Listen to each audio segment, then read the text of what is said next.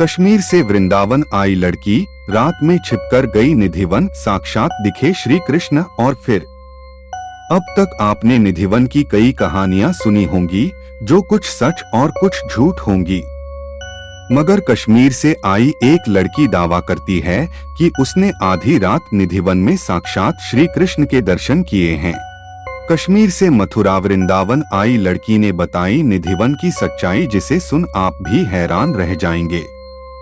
आज हम बात कर रहे हैं उस लड़की के बारे में जो कश्मीर से भगवान श्री कृष्ण के दर्शन के लिए मथुरा आई और आधी रात निधिवन में जा पहुंची। फिर उसे रात को लगभग 2:30 बजे कुछ ऐसा दिखा जिसे देख वह फिर कभी वापस कश्मीर नहीं गई और वृंदावन में ही रह गई। निधिवन के बारे में मान्यता है कि यहाँ रात में श्री कृष्ण गोपियों के साथ रासलीला रचाते हैं। रात में निधिवन में प्रवेश करना पूरी तरह वर्जित रहता है। दिन में भक्त लोग जा सकते हैं, लेकिन शाम होते ही निधिवन को खाली करा दिया जाता है। पौराणिक मान्यता है, अगर कोई भी भक्त निधिवन में रात को छिपकर रासलीला देखने चला जाता है, वह या तो पागल हो जाता है या फिर उसकी मौत हो जाती है। इससे जुड़ी कई कहानियां सुनने को मिल चुकी है। इतना ही नहीं कहा तो यह तक जाता है कि शाम होते ही पशु पक्षी भी निधिवन छोड़ चले जाते हैं। लेकिन आज हम आपको श्री कृष्ण के एक ऐसे भक्त के बारे में बताने जा रहे हैं जो खुद दावा करती है कि उसने साक्षात निधिवन में रात को श्री कृष्ण के दर्शन किए हैं।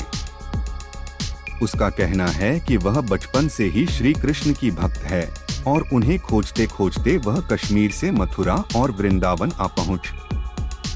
वह बताती है कि साल 2012 में वह वृंदावन आई थी। उसने हर जगह श्री कृष्ण को ढूंढा, पर जब वह नहीं मिले तो जोर जोर से वह रोने लगी।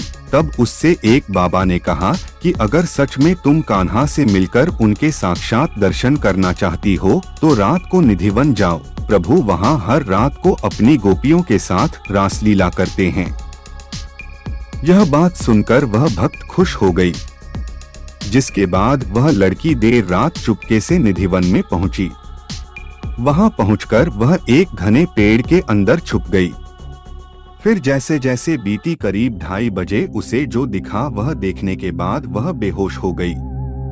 उसने निधिवन के उस रात की आंखों देखी सच्चाई बताई।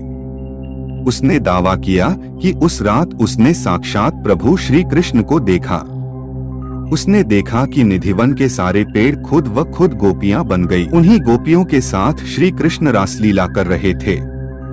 इतना ही नहीं, वह यह भी दावा करती है कि श्री कृष्ण ने उससे भी बात की और उसे बोला कि मैं तो हमेशा तुम्हारे साथ हूँ। इस सब के बाद वह बेहोश हो गई।